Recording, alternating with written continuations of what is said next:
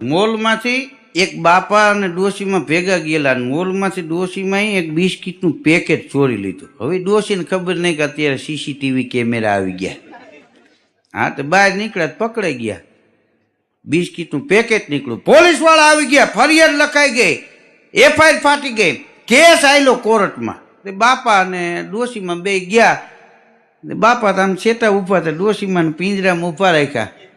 સાહેબે પૂછ્યું કે બિસ્કીટ કેટલા હતા પેકેટમાં? તો કે 10 દિવસની સજા આપવામાં આવશે. તો સામેથી ઉભા થઈને બાપા બોલ્યા કે સાહેબ એક મમરાનું પડીકું લીધું એને. હા, અને ગણજો જેટલા અમારે દુઃખના દાડા કપાય, બીજું તો અમે શું કરી શકીએ. આમાં મૂળ ડોશી વધારે અમારી એમાં એને રસ હતો.